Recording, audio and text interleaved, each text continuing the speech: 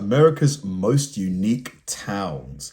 Now, what makes these towns unique? You know, is it going to be the way that they're organized, the way they're laid out, the populations of these towns? Like, I'm really curious because America's got probably thousands of towns. You know, a state like Texas probably has, you know, at least 100 with the size of it. So I'm quite eager to find out why these have made this list. Today we're going to take a look at some strange towns here in the United States. The cities on this list aren't your cookie cutter cities or towns. These places are special, weird, or quirky. Something makes these places stand out, like their history, their architecture, their theme, or even their location. Myself, I like a town that's got a little weirdness to it. Maybe that explains my fascination with Possum Trot, Kentucky. Maybe a little, not too much weirdness though, just a little bit, Who knows? But that's what we're looking at today. Got it, get it, good. Let's take a look. Let's go. Seaside, Florida. Number 10, Seaside, Florida. Seaside, Florida is kind of special. Not the name. Every state that touches saltwater has a town called Seaside. I know California has one, Oregon has one, but this one's special. Pristine white buildings all lined up like they're in some sort of architectural military camp. Visitors are pedaling around in pastel-colored bikes like some sort of weird Gap Gorgeous beach. Look at the sand. Commercial from the 1990s, and cute little beachside boutiques. This whole town looks like the set of The Truman Show. Remember the Jim Carrey movie? I'm not even kidding. Looks movie. just like it. And surprise, surprise, this was the filming location of the movie, The Truman Show. When you go to this town, you kind of go, this is what America should look like if all of America had beachfront property. It is literally the American dream, or at least looks like it. If you're there, don't miss out on the all-white chapel church. Yeah, it looks like the top of a wedding cake. Not even kidding. They have a cool post office and rows upon rows of pastel-colored beach houses that look like they've been plucked straight out of a candy shop. This is in the panhandle of Florida, and if you've ever seen, I should say most of their beaches there, it is white sand beaches, and it's usually pretty pleasant. If you're looking for it on a map, it is between Destin and Panama City. It's so cute, it's ridiculous, honestly. For the most part, it still looks like The Truman Show. They don't have any homeless people, they hardly have any measurable crime. This is the type of place where white slacks after November 1st might be the biggest crime you've seen all year. If you want to live here, the average home value is $986,000, almost $1 million, and I think it'd be worth every penny. I see. I mean, it looks like one of those towns that's like almost like a sample town, like, you know, a brand new town that's just been developed by like a developer. But yeah, I mean, it looks gorgeous. That beach was amazing. $1 million for the average price though, explains a lot. That is expensive. Number 9, Jerome, Arizona. Jerome holds a special place in my heart because a lady one time corrected me when I called it Jerome, Arizona. We were talking about how it is considered the most vertical town in the United States, which it is. She told me it's actually called Geronimo, Arizona. I said, no, I think it's Jerome. And she looks at her husband and goes, we were just there. It's called Geronimo. He leans over and goes, it's Jerome. That woman turned 9 shades of red in about 10 seconds. If you're planning a trip to Jerome, don't forget to wear comfortable shoes because this place is called the most vertical town in the United States for a reason. It is. How vertical is it? Lots of hills, it looks like. Let's just say it was built on the side of a cliff, and their sidewalks aren't as much sidewalks as they are stairs. Back in the day, this was an old copper mining town, and it was dubbed the wickedest town in the West. Nowadays, Jerome's just a tourist hotspot with a quirky twist. Have you ever wanted to eat a hamburger and an old bordello? You could do that here. Want to go visit a haunted hotel? You can. The Connor Hotel. Jerome is a goldmine of vintage shops, wine, and beer tasting rooms. If you want to get out of town and go do something exciting, feel a little adventurous, head over to Jerome State Historic Park. There you could tour the Douglas Mansion, which is a massive adobe house built in 1916 by a giant businessman that was in the copper game. If you want to buy a home in Jerome, it's hot, so very hot. Keep that in mind. But the average home value here is $509,000. Still quite expensive. I was expecting it to be like around $350 for the average price, just considering how sort of rustic and isolated it looks. But I guess Arizona is not far from California, so maybe you've got a lot of Californians moving into the area, pushing the price up. Another Florida place.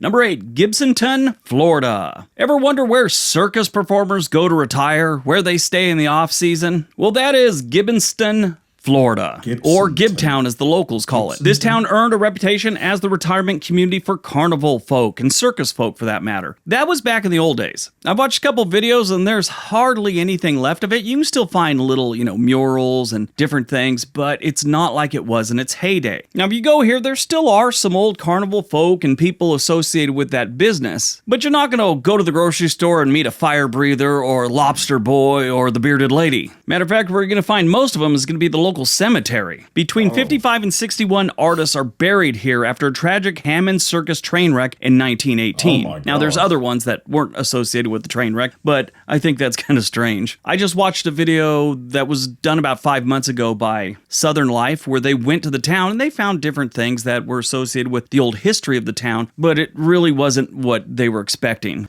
I mean, tell me, did that boat get there by mistake or was it installed? I mean, it looks pretty authentic, doesn't it? Almost like it just went. The circus has left town pretty much. Apparently all the circus folks now live in Sarasota. The good news is this is a town that's coming back up. I mean, it's mostly trailer parks where all the circus and carnival folk used to live. I mean, they've been living in trailers their whole life. Why stop in retirement, right? But they're building new homes, and if you want to buy a home here, the average home value is $350,000. A lot cheaper. The fact that, so many people were buried there would kind of creep me out, but I guess there's cemeteries everywhere, aren't there? Could you live there? Number 7, Beaufort, North Carolina. All right, folks, let's talk about Beaufort. And it is Beaufort, not Beaufort. This coastal gem has more charm and personality than a sailor's first tattoo. Picture this, you've got comfortable little shops overflowing with fancy treasures, restaurants that take the dock to dish seriously by serving the freshest local seafood, and historic homes that are as gorgeous as the sun sets over the water. You stroll along the docks and find a bunch of yachts parked there like they're in some kind of showroom. Live music always seems to be playing. And of course, like any seaside town, Main Street is a treasure trove of quirky t-shirt shops and ice cream parlors that make their own waffle cones. That type of thing. But that's not the cool part, and that's not what makes Beaufort weird. There's more to Beaufort than meets the eye. Beneath its picture-perfect surface lies a swashbuckling history that's over 300 years old. Yep, Blackbeard himself, the legendary pirate, left his mark here when his ship, the Queen Anne's Revenge, took an unplanned pit stop at the bottom of the sea just off coast. No way. I love pirate stuff. I just find it so interesting that they actually used to be people that would just go around looking for buried treasure, on ships. Imagine living that life. Pirates of the Caribbean.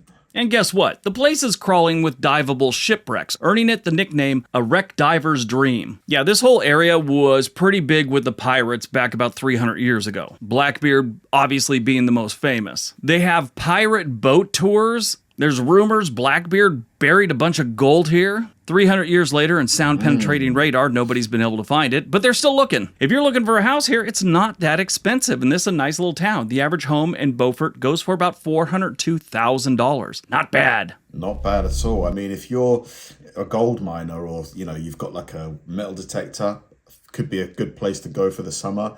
Try and get that gold. If it's still there, of course. Number 6, Pigeon Forge, Tennessee. A place so packed with fun, it should come with a warning label, where their town motto should be, we still don't know how many go-kart tracks are too many go-kart tracks. Honestly, they've got 10 go-kart tracks on one street. Different companies, different places. This isn't just one company that has a bunch of different tracks. It's like one guy was successful with a go-kart track on a piece of property, so another guy decided to copy him. And then 10 other people did. Pigeon Forge is most famously known for Dollywood, which is You would have thought one of those guys would be like, okay, maybe I don't want to start another go-kart track. Maybe we have enough. Dolly Parton Amusement Park. But honestly, this town didn't just stop with Dollywood. They decided to turn the whole town into an amusement park. Mostly, I'm not kidding, it is go-karts, but they have different rides and miniature golf, a Ferris wheel, and an outdoor gravity park. Yes, it's a thing. If you don't know what that is this hill where they put you in a big ball and push you down the hill, basically. And you roll down for a minute or two, get to the... That would be fun. I think I'd like that. The bottom, throw up, have a good time. This is one of the strangest towns I've ever seen, and I haven't been there in 20-something years. It's just still getting weirder. More go-kart tracks. If you want to buy a home in Pigeon Forge, the average home value is $469,000. They got a lot of trailer parks there, though. You can get in cheap. To be honest, I think that'd be a fun place to live with all the amusement parks, or the massive amusement park, the go-karts. You'd never be short of activities, would you? Number 5, Leavenworth, Washington. Welcome to Leavenworth, Washington State's very own slice of Bavaria. Here you can chow down on some hearty bratwurst and wash it down with a cold German beer. But that's not all they do here. Do you like nutcrackers? And I'm not talking about the type you had in 3rd grade on the playground. I'm talking about those little, things that crack nuts, like walnuts. If that's your thing, Leavenworth has the Nutcracker Museum. Most of them from Germany, and most of them very old. So old. There must be a museum for everything. Is there a museum for toothpicks? Somewhere there probably is, isn't there?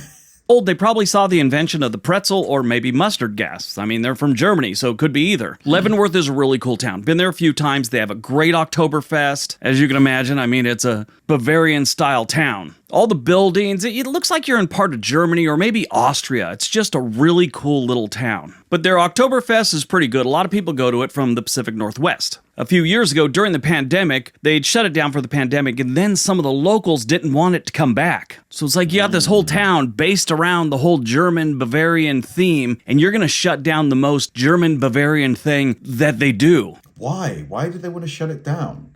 It probably brought a lot of money into the town as well. It just makes no sense.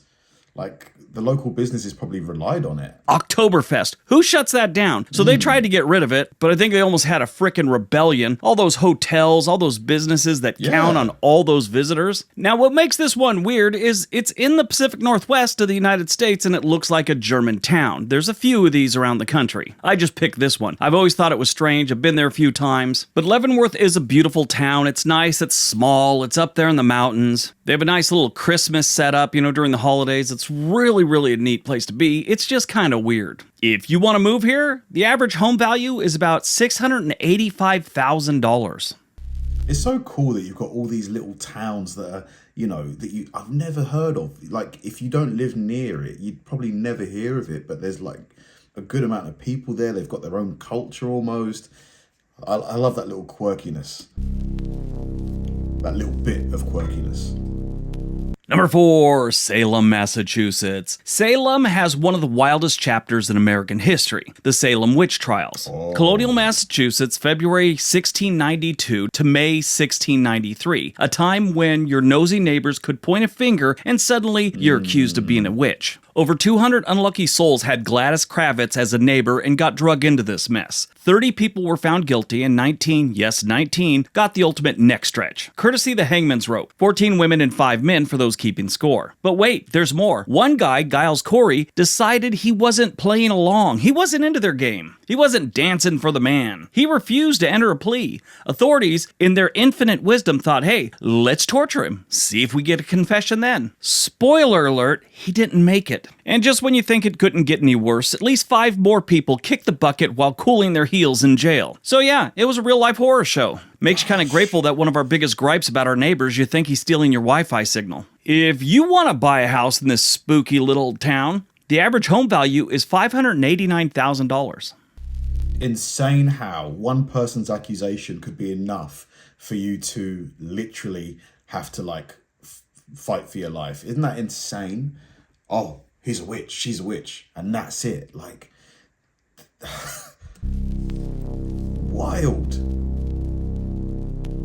Number 3, Point Pleasant, West Virginia. For those of you that said that Salem witch trial stuff was kind of weak, what else you got for us, Briggs? I give you Point Pleasant, West Virginia. This is for lovers of paranormal activity. This little West Virginia town on the Ohio River has some quirky personality. There was a Mothman panic in Point Pleasant in 1966, based on sightings of a red-eyed, winged creature. Today, the town is home to the Mothman Museum, as well as the annual Mothman Festival. There was a movie some years back with Richard Gere about the Mothman. Anyway, the museum showcases memorabilia from the sightings and the 1964 Silver Bridge disaster. This bridge disaster and collapse and all the people who died in it supposedly had something to do with the Mothman's appearance. When they have the annual Mothman Festival, people from around the world come here, and they're really into this. Like, I wonder how many times he said Mothman in this segment. It's got to be at least 10.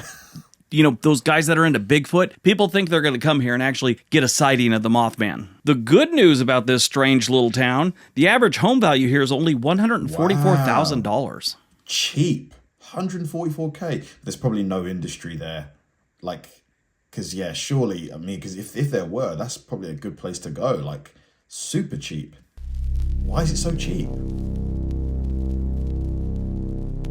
Number 2, Whittier, Alaska. Have you ever heard of the Alaskan town where everyone lives under one roof? That's right. Almost all of Whittier, Alaska's 200 residents call the same building home. Instead of log cabins, tiny homes, and normal homes, they live in a 14-story tower called the Begich Tower. Some people call it Wilderness Tower. The thing is, this building was built for the Army back during the Cold War, and when the Army left, the railroads took over the land, and someone turned the Begich Tower into condos. If they want to live in Whittier, they're going to live in this tower, because since the railroad owns all the property, if you build a house, you know, it's not your property, it's their property. Other than coming by sea, there's only one way in and out of this town, and it's a tunnel. The tunnel closes at night. It opens at 5 a.m. and closes at 5:15 p.m. So while it's closed, there's no way in and no way out. There's no road through the mountains. There's no road around the mountains. You either come by sea or you go through the tunnel. Everything is in this tower. The school, the church, the post office, the cozy corner grocery store, even a notary. Everything is just get in the elevator, go up or down. You're going to find what you need. It was voted a few years ago as the strangest town in Alaska. If you want to live here, you can. They've actually got 2 condos for sale right now. A 2-bedroom goes for $205,000 and a 1-bedroom goes for $175,000. Now that's what's for sale right now. They have some bigger condos that go for more, and they say that the average home value here is $319,000. So that tells me they probably have some that come up for sale occasionally that are in the $300,000-$350,000 range. Gosh, wow, everything being in the same building.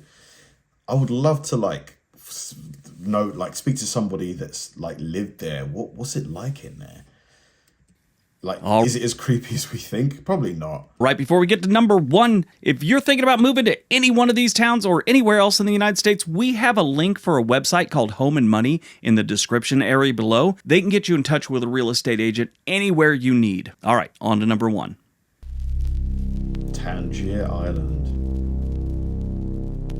And number 1, Tangier Island, Virginia. Tangier Island, a place so low and flat, you might miss it if you blink your eyes while cruising the Chesapeake Bay. Yes, Tangier is in the middle of the Chesapeake Bay. This tiny speck of land is home to a bunch of hardy watermen and women whose ancestors have been hanging out here since the colonial times. Wow. A lot of them are direct descendants from people that lived there before the American Revolution. The cool thing is, this island is packed with jaw-dropping tales. We're talking about Native Americans popping by to hunt and fish, and even some enslaved African Americans making a daring escape to find freedom on this very island. Tangier's got stories that will blow your mind. Right now, it's sinking. A lot of it has to do with erosion. It's basically a sand island, and time is catching up with it. At certain parts of the day, when the tide comes in, Main Street is about 3 inches deep in water. Most of the houses are now up on stilts. And if you moved there and wanted to purchase a home, maybe pass it on down to your kids or your grandkids, I don't think your grandkids are going to see it. This island is on borrowed time. They say they could build a seawall and save the island, but there's really only 500 people living on it. Last estimate was a seawall would cost right around $30 million. But it is a very interesting town and island. If you wanted to live here, the average home value is about $220,000. I'm surprised that the property value there is still so high, considering it doesn't look like they're going to, save it. So it's going to sink.